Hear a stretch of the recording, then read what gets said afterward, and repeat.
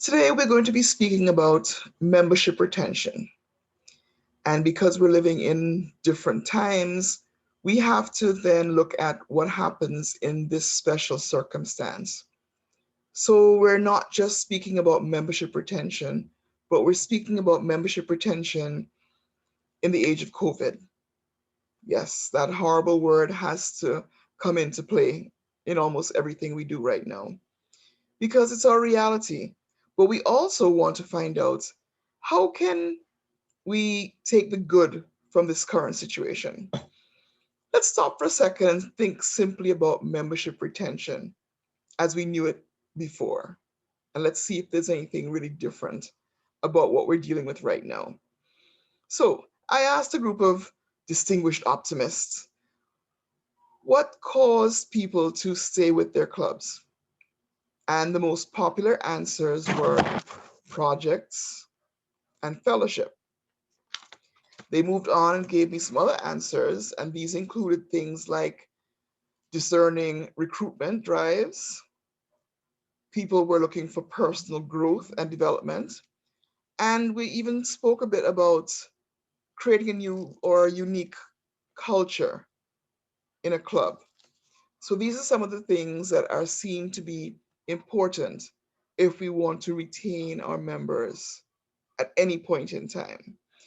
What I want to discuss today is how do we do this at a point in time when it's difficult to meet, when people's spirits are down? Can we actually maintain our members? Should we? I think should we is an important question, but a fairly obvious one. We're optimists, and we know that maintaining our membership is vital. We have to remind ourselves of the why. Why do we need to retain our members?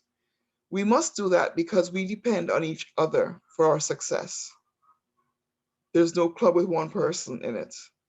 There's some clubs that function with only one person doing things or one or two people, and they help, they make a difference. But a true club needs a number of people working together with the same goal in mind.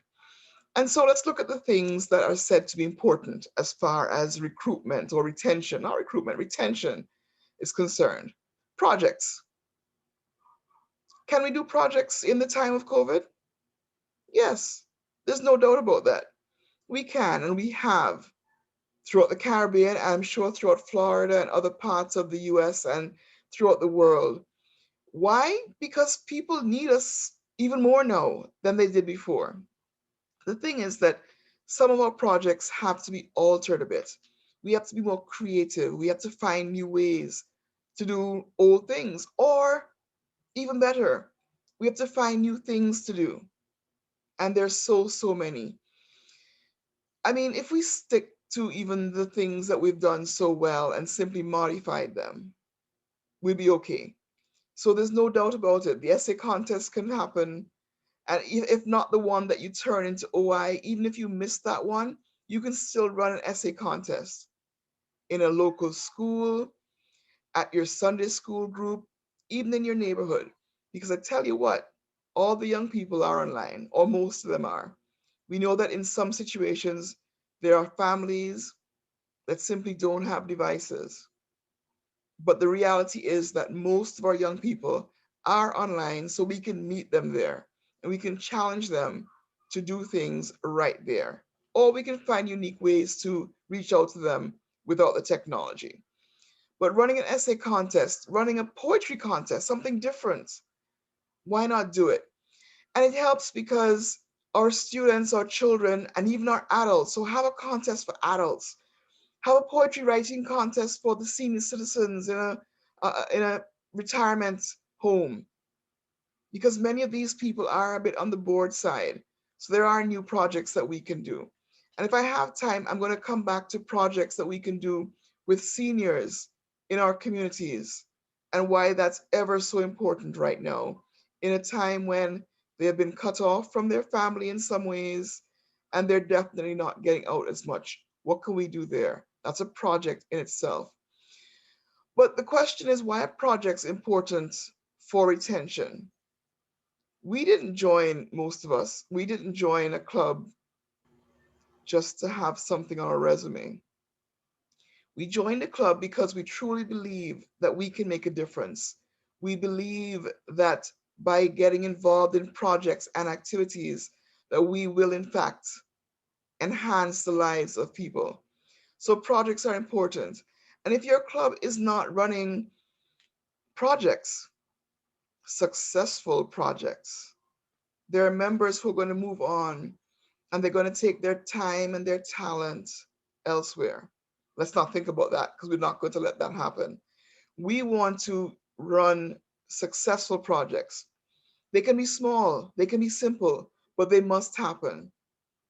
And the leadership of our clubs, of our zones, of our regions, our districts must ensure that we are running projects, competitions for projects. That's really, really important. The second thing that was mentioned as far as retention of members is concerned is fellowship. And some people are saying, well, we can't fellowship, we can't meet, we have to be socially or physically distanced. Yeah, but you know what? We've all found unique ways to communicate online using chats of all sorts. And if we can do this one on one, we know that there are opportunities to do this as a group. So you can meet your community service committee, should be meeting. In the Caribbean, we use WhatsApp a lot. I'm not too sure what other regions are using, but you can use FaceTime, you can use Facebook Messenger, you can use Zoom, you can use Google Meets. There are just so many platforms out there. So, yes, it's important. But just as pre COVID, when you meet, make it fun, same thing applies now. Our restrictions are only as far as where we can be and how many of us can meet in one physical space. But our restrictions on our creativity are amazing. You know, I've shared the example of my club last year having a baking lesson online and people showing off their bread, some of it a little bit burned, some of it lopsided, all sorts of things. But that was a fellowship activity that was unique and was fantastic. We learned who can bake and who can't, and we know who will starve if things get real tough, all of that. But and we know who we have to take bread to in difficult times and who we can collect bread from.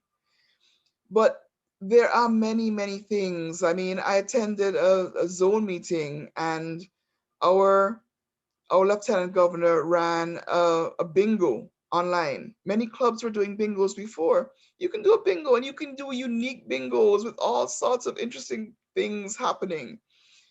So don't let anything other than your creativity be the limit of what you can do during this time.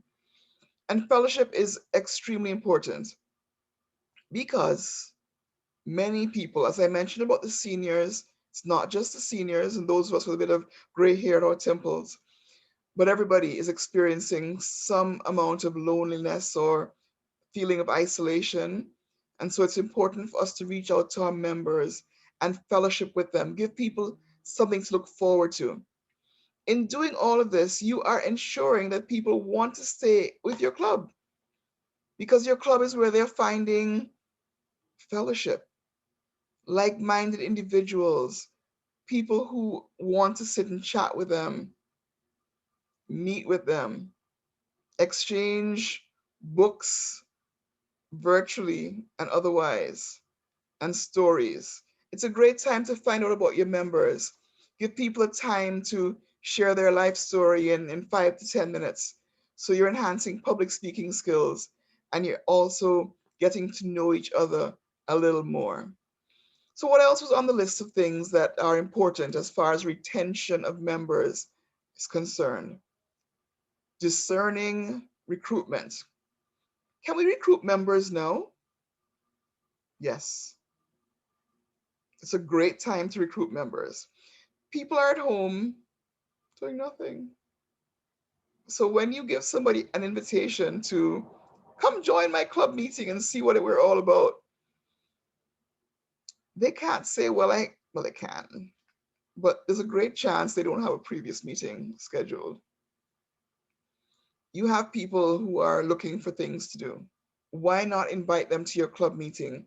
Why not host a special meeting?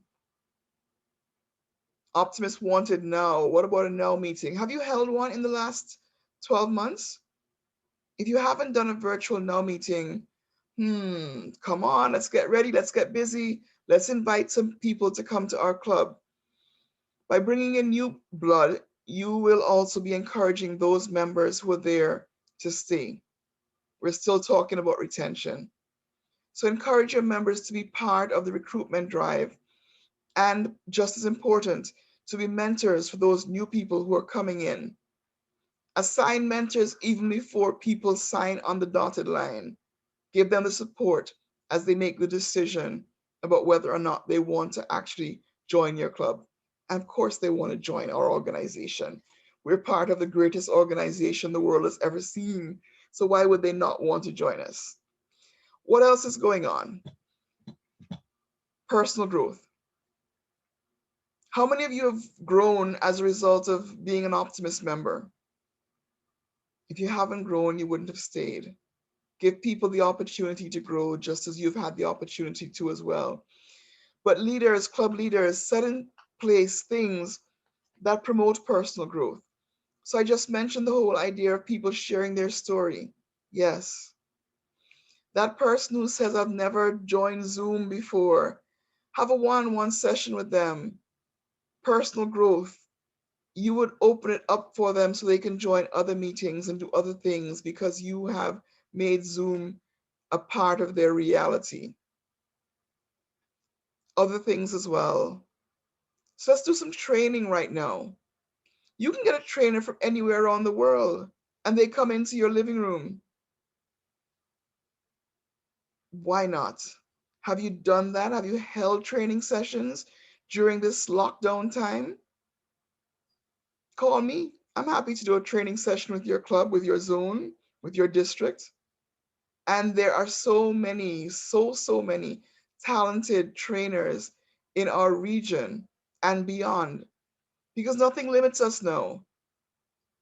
You don't have to fly somebody in to attend your club meeting. Just send them an invite and they're there. So hold those 10 minutes or those 15-minute or those 1 hour training sessions in Optimist topics or on topics that Optimist International encourages, but other things as well. We're all constantly growing if we constantly learn. Let's encourage that. If you're sharing knowledge, information with your club members, they will want to come back. They want to be at the next meeting because they don't want to miss anything. So, personal growth. And then, of course, some other things that were mentioned, the unique club culture. What's the culture of your club? The culture of your club should be a positive one. Your sergeant at arms needs to find anybody who says a negative thing, even though occasionally negative things might be essential for your development as a club. But still, let it be known that they're not a normal part of life in your Optimist Club. And so you want to develop a culture where you're looking out for each other, where you're constantly busy, where you're constantly doing projects. You want a fellowship culture. So working hard at developing that culture is important. So the people know that when they come in, they feel good about being a member and about being a part of your club. And finally, I'll remind us all that leadership matters. Leadership matters. So leaders, get the training that you need. And those of you who are potential leaders, and we're all potential leaders in something new, seek out the knowledge that you require.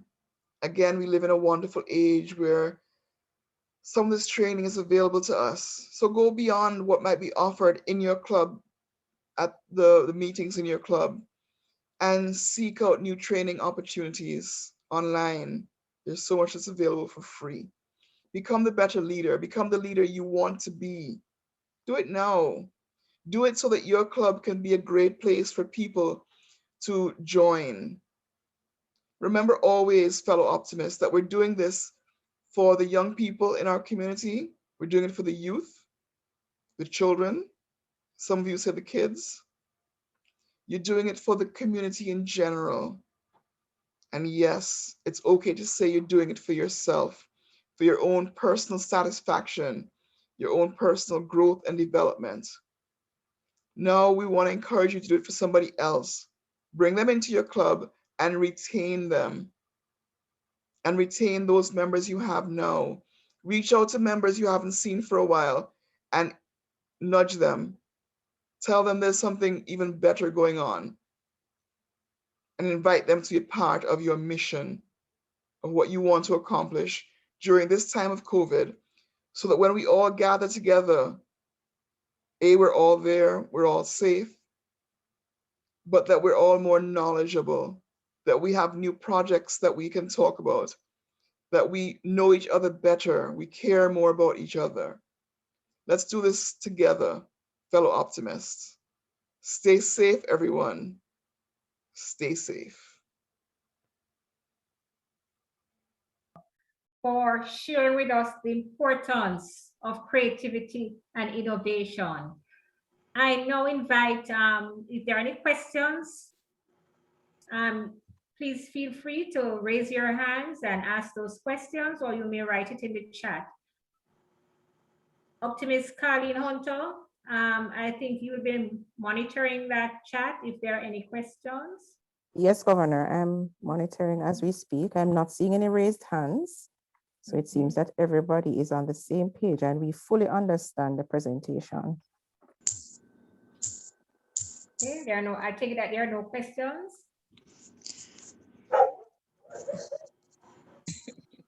Your dog.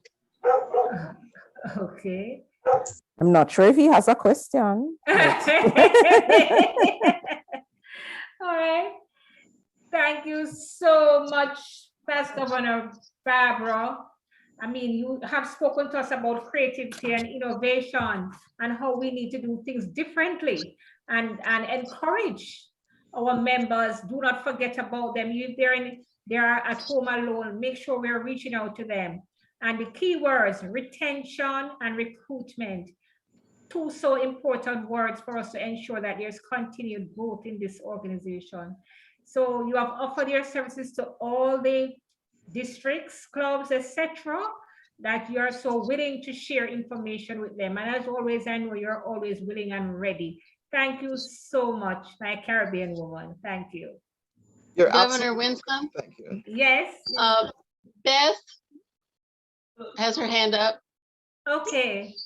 Hi, I was just wondering if anybody could share some things that they have done during this time period that turned out to be very successful, like an actual membership or project that they did that was successful to their membership. Is there anybody who would like to share? May I? Okay, go ahead, President Ellis from the Optimist Club of Trenchtown, Kingston, Jamaica. Optimist Club of Trenchtown and the Club of North San Antonio, we joined together and put on a joint membership induction / no event. What we did was, rather than just simply having a new member being inducted in a regular meeting, we created an event, an online event, where we invited performers, and it's very entertaining. The people saw optimism as something full of fun and excitement and enjoyment. So our members felt as if they were stepping into something exciting. And we also invited the broader audiences, so everybody could just come and visit the meeting. And they were entertained, excited, and they now all want to join the club. So I think it's one way of just having them see that we're not just a boring bunch of folk to meet, but we actually have fun together. And they want to be a part of that fun and join us. And that has increased our membership significantly. Oh, excellent, excellent, excellent. Any other suggestions? Anybody else? I like to speak for the Hope Optimist Club of Blythewood. We did have a program. We did the Christmas tree lighting in the park where our club made cookies, and we partnered with the Chamber of Commerce and the Lions Club. And we were able to do it effectively, practicing safe practices. And we laid out everything on the table and we let everyone help themselves. And it was a fantastic tree lighting event. So we moved forward on from that. And prior to that, we had our Halloween candy chase. Normally we would have it at the park and it would be indoors, but this time we had it outside, and we dressed up our driveway and made our little Halloween treats for the kids and gave them an opportunity to come out with their costumes and get their little trick or treat. And they took some pictures with us, and we were able to still have that service project that we had last year. Great, congratulations. Okay, back to you. I think you got 2 great suggestions. Thank All you. right, yes, we're on time now is on us. So I'm now going to invite Governor Lola, who has something to share from the South Carolina district.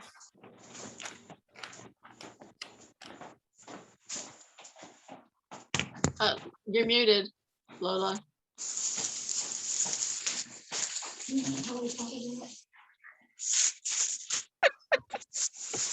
It's okay.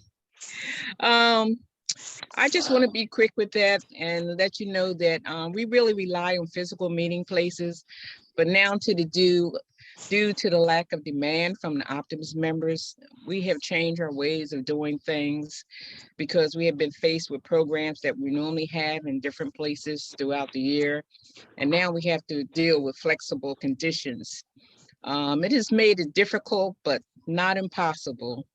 Nor does it stem from a lack of technology, because almost everyone has their own smartphone, computers, and tablets that can enable them to meet from home or remote locations.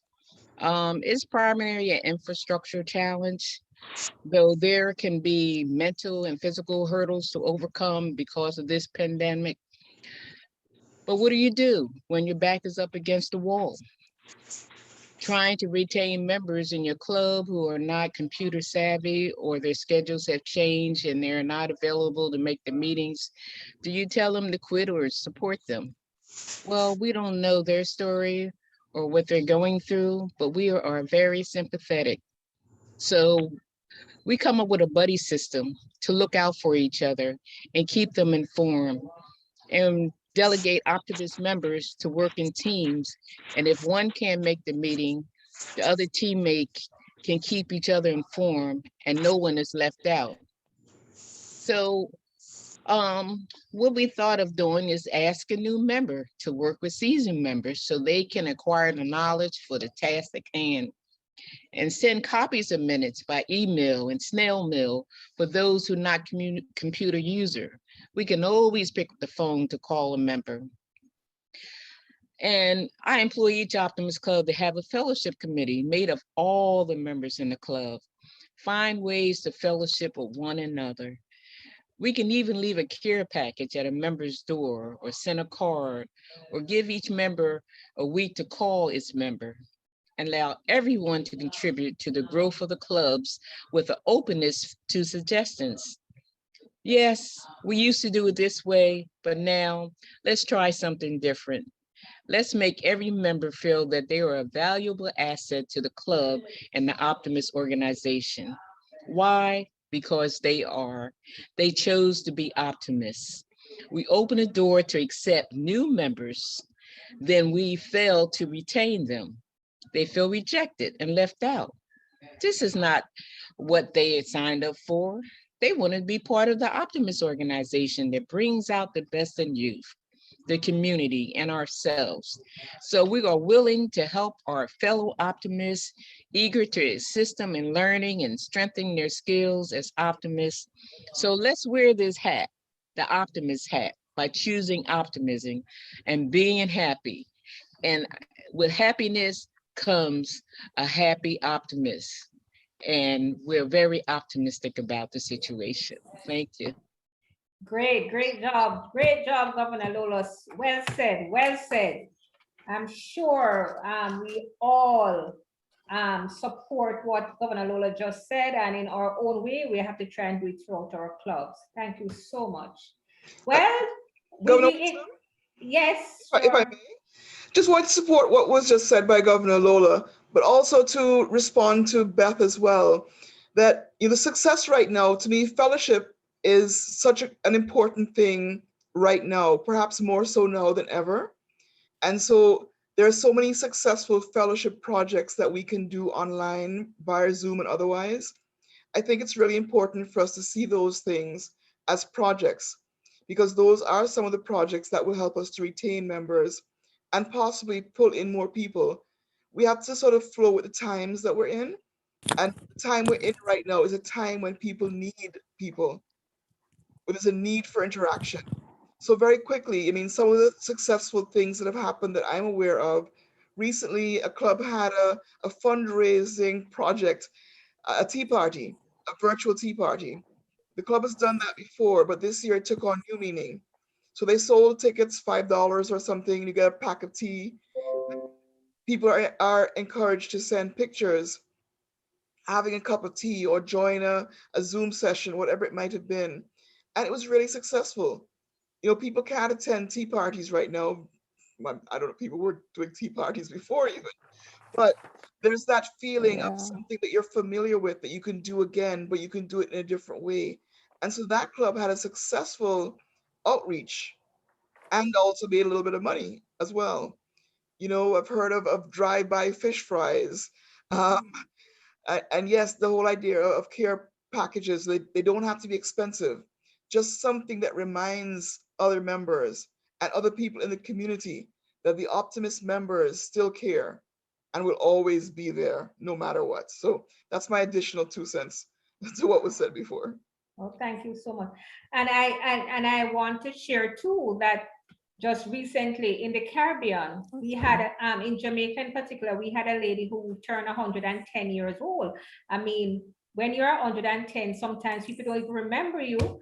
And we drove out, we drove 130 miles to visit her and to just make a simple presentation of a gift package and just share in optimism and sing happy birthday for her. And we got coverage on television and so on for it.